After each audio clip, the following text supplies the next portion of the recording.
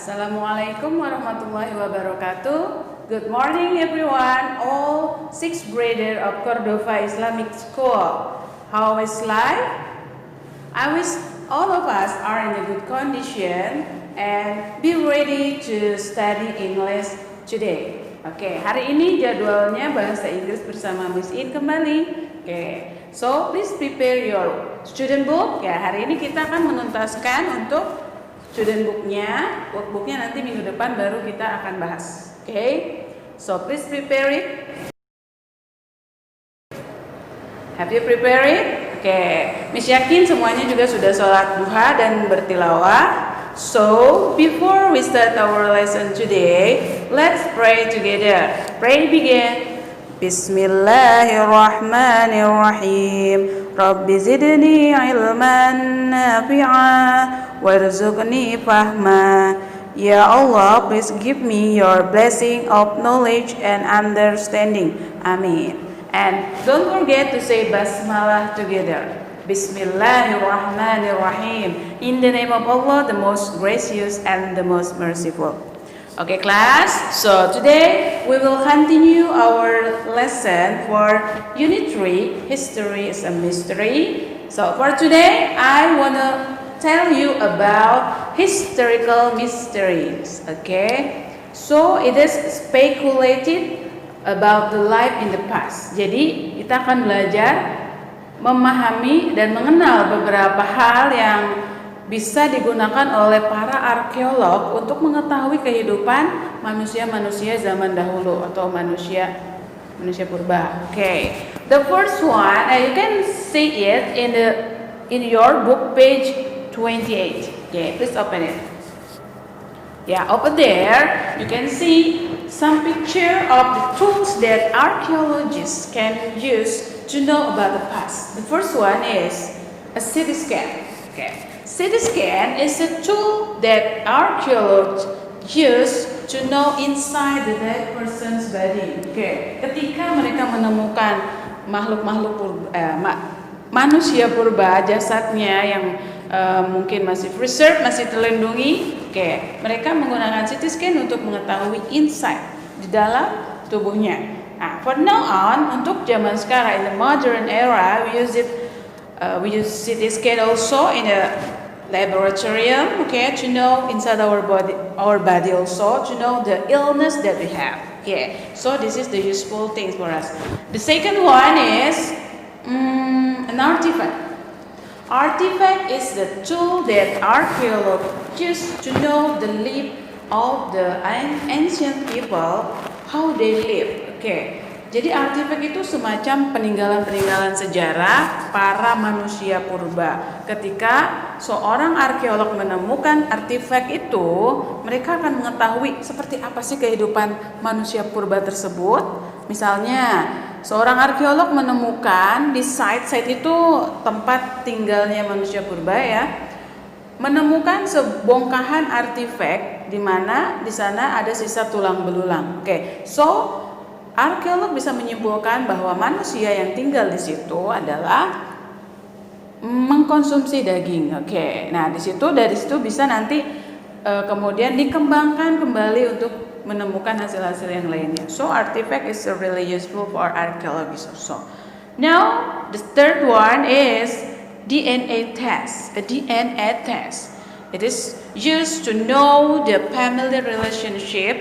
Jadi zaman sekarang pun kita bisa ya melakukan DNA test itu melalui bagian-bagian tubuh dari satu keluarga untuk mengetahui apakah ada relasinya, ada hubungan darahnya. Bisa melalui potongan kuku, rambut, darah, potongan kulit, mungkin ada kulit-kulit keringnya seperti itu juga bisa. Okay, that's to know the relationship of family. Okay. The next one is a site. Site tadi sudah bahas di awal. Okay, site adalah is a place where ancient people lived before. Oke, jadi site itu adalah tempat tinggalnya manusia purba. Oke, where they live. Oke, di sana itu arkeolog menamakannya sebagai a site. Oke, and the last is a sample. Sample is the thing that archaeologists use to know the cause of a person's death. Oke, penyebab dari kematian seseorang. Biasanya diambil sampelnya.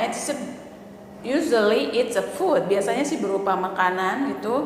Diambil dari dalam bagian tubuhnya to know the cause of the person's death. Mungkin kan the sample of the food it has poison or something like that. So it used to know the cause of people's death. Okay, that's all for historical mystery. Okay, now we continue to the next page. Okay, kiddos, now please open your book, page 30. Okay, in that page you can see the text. It's about discoveries in the Egypt. Yeah, please listen and read. Yeah, nanti di akhir video Miss akan memberikan tugas terkait dengan teks yang ini. So please listen carefully. Yeah. Okay, the amazing discovery of King Tut.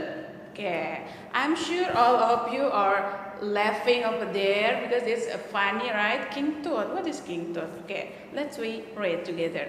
Okay, Egypt is full of really exciting and ancient discoveries.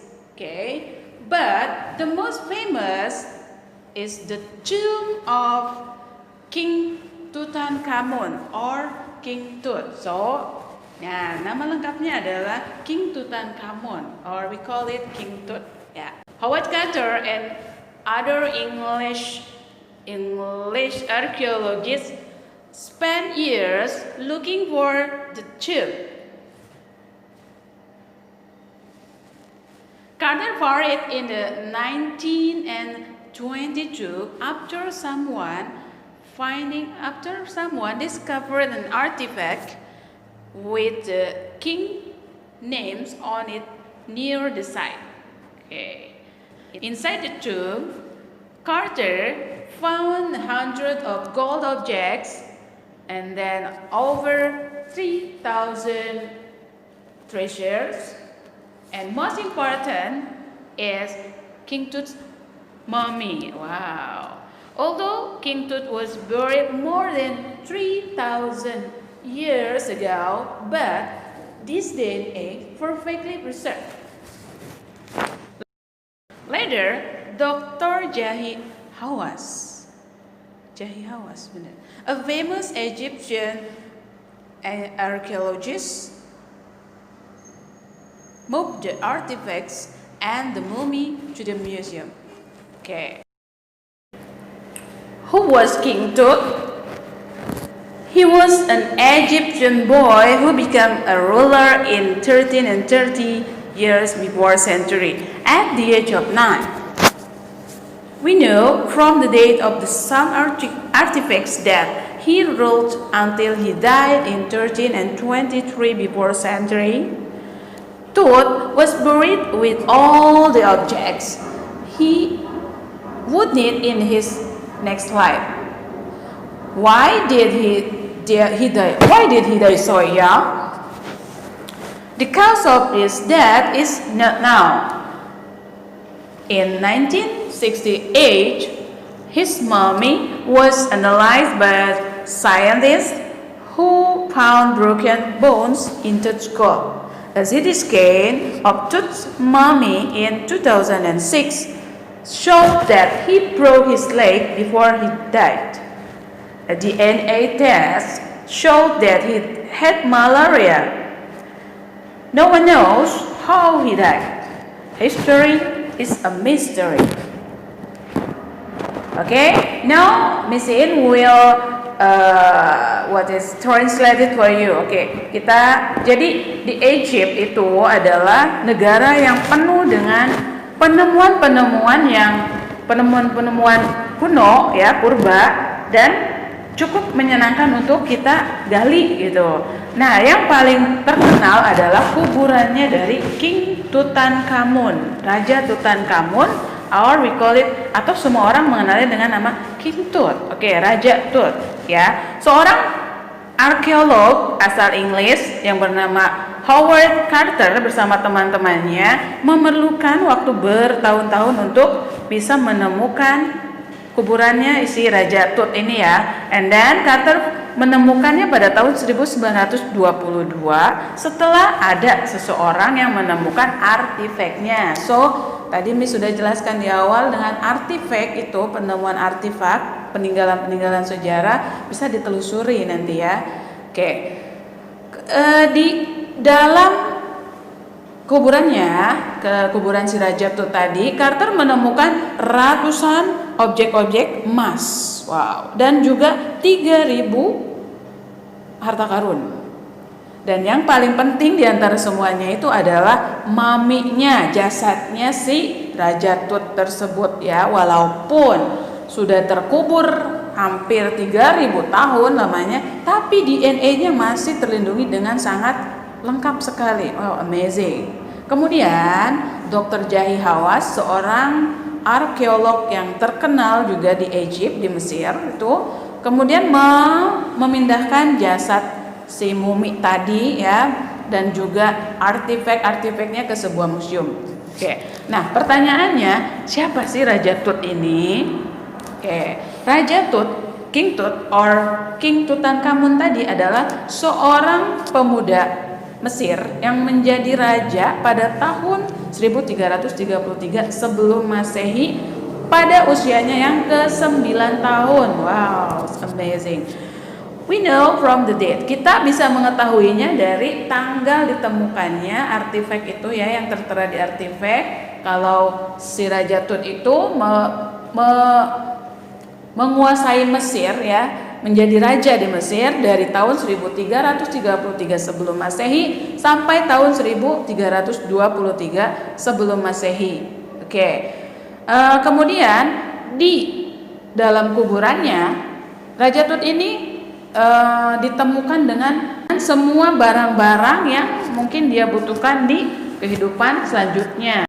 Karena orang-orang zaman dahulu percaya adanya reinkarnasi. Orang yang sudah meninggal akan hidup kembali menjadi pribadi yang baru dalam kehidupannya yang baru. Oke. Makanya ketika ada raja ataupun seseorang yang meninggal di zaman dahulu, ketika dikubur akan dikubur bersama benda-benda yang dianggap akan dibutuhkan di kehidupannya yang akan datang. Oke. That's history. Nah, pertanyaan selanjutnya yang muncul adalah, kenapa Raja Tut meninggal di usianya yang begitu muda? Tidak ada yang tahu penyebabnya. Pada tahun 1968, jasad dari Raja Tut ini diteliti oleh para ilmuwan yang kemudian menemukan adanya patah tulang ya, tulang yang patah di rangka tubuhnya Raja Tut. Kemudian sebuah CT scan dari Raja Tut, dari jasadnya Raja Tut ini pada tahun 2006 menunjukkan bahwa adanya patah pada kaki si Raja Tut ini ya sebelum dia meninggal. Kemudian hasil DNA juga menunjukkan kalau Raja Tut ini mengidap malaria. Tidak ada satu orang pun yang tahu kepastian dari penyebab kematiannya. Ya, sejarah masih menjadi sebuah misteri. Now we go to exercise 14. Please do it now. Number 1. How did Carter know where did to find the King Tut's tomb? Jadi jawabannya ada. Setelah ditemukannya artefak oleh seseorang. Oke, after someone found artifact, bla bla bla. Silakan, ada di paragraf pertama kalimat ketiga. Silakan ditulis. Number 2. Why was King Tut buried with so many objects? Kenapa Raja Tut dikubur dengan begitu banyak objek? Oke, jawabannya adalah ada. Tadi sudah Miss jelaskan juga. Because the objects, they think the objects would need in his next life. Ada di paragraf 2. Silakan dilihat ya. Number 3, how many years was King Tut become a ruler? Ya, berapa tahun sih King Tut menjadi raja? Oke, silakan dihitung sendiri ya. And the last number, what are 2 possible cause of King Tut's death? Oke, apa sih 2 kemungkinan penyebab kematian King Tut? Tadi ada 3 ya, silakan sebutkan. Tadi ada broken legs, broken bones, ada juga malaria. Silakan ditulis, okay? Yeah, that's all for 14 exercise. Now we go to the last of our topic in this unit is paragraph of exemplification. Open your book, page 32. Yeah, in that page you can see paragraph of exemplification. Apa sih paragraph of exemplification? Paragraph that give you an example of examples to support an important ideas. So, jadi paragraph of exemplification adalah paragraph yang menggunakan contoh dalam penulisannya, ya.